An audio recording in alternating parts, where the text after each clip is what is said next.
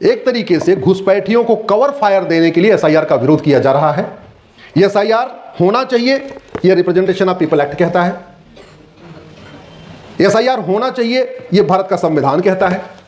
तो वो न संविधान को मान रहे हैं न कानून को मान रहे हैं, कह रहे हैं नहीं होना चाहिए। फिर आई बात की कितने डॉक्यूमेंट हैं। इलेक्शन कमीशन ने 11 डॉक्यूमेंट कह दिया, भाई 11 डॉक्यूमेंट दिखाओ। तो वो लोग टिक गए कि नहीं जी, आधार जरूरी होना चाहिए, आधार 12वां डॉक्यूमेंट होना चाहिए। जानते हैं आधार, क्योंकि किसी के पास अगर कुछ नहीं है तो चलेगा, लेकिन आधार तो बन ही जाता है, क्योंकि कानून खुद ही कह रहा है कि जो विदेशी आधार बनवा लेता है। ये ग्रेजुअली भारत के कई राज्यों में, कई विधानसभाओं में विदेशी डिसाइड करने लग गए कि पार्षद कौन बनेगा, प्रधान कौन बनेगा, सांसद कौन बनेगा, विधायक कौन बनेगा। यह हमारे डेमोक्रेसी के लिए बहुत बड़ा चैलेंज हो चुका है। यह फर्जी वोट जो 5 करोड़ से ज्यादा है, यह हमारे लोकतंत्र के लिए बहुत बड़ा खतरा पैदा कर चुके हैं। अब इलेक्शन कमीशन ने इस प्रक्रिया को शुरू किया है। पहले बिहार में हुआ, अनुमान था 25 लाख फर्जी वोटर होंगे, वहां 65 लाख हुए। मुझे लगता है बंगाल में ये संख्या और भी ज्यादा जाएगी, असम में शायद हो सकता है, क्योंकि बॉर्डर के स्टेट है ना। बिहार तो फिर भी थोड़ा अंदर है, हमारा बंगाल, हमारा असम, हमारा त्रिपुरा, ये सब बॉर्डर के स्टेट है। और बंगाल और भारत की जो, बांग्लादेश और भारत की सीमा ऐसी है कि आपको पता ही नहीं चलेगा। जैसे अपने आप आईटीएस के गेट से बाहर निकलते हैं तो सड़क क्रॉस करते हैं तो भी मोहन नगर, सड़क क्रॉस करते हैं तो भी मोहन नगर, लेकिन वहां ऐसा है कि सड़क उधर जाइए तो बांग्लादेश, इधर आइए तो भारत। ऐसी सिचुएशन है, बहुत जगह ओपन है पूरा। तो इस प्रक्रिया से केवल वोटर लिस्ट का ही शुद्धिकरण नहीं होगा, केवल डेमोक्रेसी मजबूत नहीं होगी, केवल फर्जी वोट ही कम नहीं होगा, बल्कि हमारी संस्कृति के लिए बहुत बड़ा खतरा पैदा होता जा रहा था। स्वाभाविक सी बात है, हमारा कल्चर अलग है, हमारा तरीका अलग है, हमारा जीवन जीने की शैली अलग है, सब कुछ है।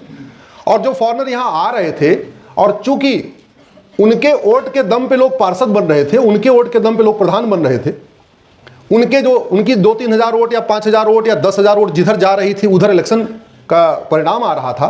तो वो लोग कहीं ना कहीं लगातार उनको बसाने के लिए उनकी मदद करते जा रहे थे।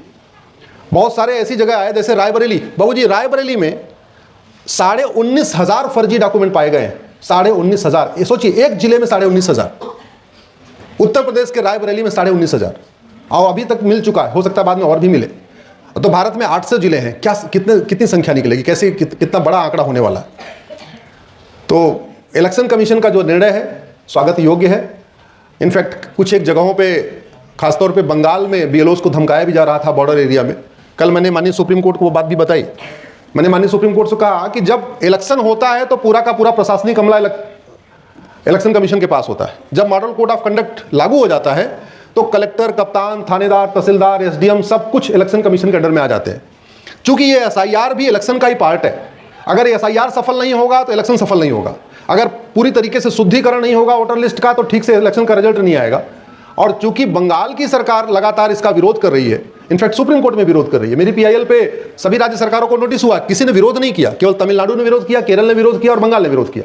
तो जहां राज्य सरकार एसआईआर का विरोध कर रही है, वहां राज्य सरकार का प्रशासनिक अमला ईमानदारी से कैसे एसआईआर करेगा, ये अब चिंता की बात है। इसलिए जब तक एसआईआर की प्रक्रिया चल रही है, तब तक वहां पे पूरा का पूरा जो प्रशासन है वो भी इलेक्शन कमीशन के अंडर में आना चाहिए, जिससे बीएलओस को जो धमकाने की कोशिश हो रही है, डराने की कोशिश हो रही है, वो बंद हो। देखते हैं अगले परिणाम पे, शायद 9 तारीख को फिर से सुनवाई होगी, क्या रिजल्ट निकल के आता है। लेकिन ये मान के चलिए, इस एसआईआर के बाद देश की राजनीति काफी कुछ साफ हो जाएगी, काफी कुछ पॉलिटिकल पोल्यूशन कम हो जाएगा इस एसआईआर के बाद। काफी कुछ वाद विवाद अलग अलग जो विषयों पे चलते रहे उसमें भी कमी आएगी। और एक बार जब घुसपैठियों को लगेगा कि यार अब यहाँ अपना कुछ होने वाला नहीं है, तो यहाँ से भागना पड़ेगा, मुझे लगता है कि बहुत बड़ी संख्या में रोजगार भी डेवलप हो जाएगा। आज की डेट में जो बाहर के लोग हैं वो हमारे हिस्से का भोजन कर रहे हैं, हमारे हिस्से का पानी पी रहे हैं, हमारे हिस्से का रोजगार ले रहे हैं। स्वाभाविक सी बात है, अगर आपके गाजियाबाद में, आपके खोड़ा में 10,000 घुसपैठिए हैं और वो लेबर का काम कर रहे हैं, मजदूर का काम कर रहे हैं, ऑटो चला रहे हैं, रिक्शा चला रहे हैं, तो अगर वो 10,000 चले जाएंगे तो 10,000 के यहाँ के लोगों को काम मिलेगा, यूपी के लोगों को काम मिलेगा, बिहार के लोगों को काम मिलेगा, बंगाल के लोगों को काम मिलेगा। हमारे देश में ऐसा तो है नहीं कि बेरोजगारी खत्म हो चुकी है, हमारे यहाँ बहुत रोजगार है, बहुत बेरोजगार है। तो ये जब बाहर निकलेंगे तो उससे देश में जो बेरोजगारी की समस्या का भी समाधान होगा, वो इसका अगला स्टेप होगा। इतनी बात मुझे कहनी थी। बहुत बहुत धन्यवाद, आपने मुझे बुलाया।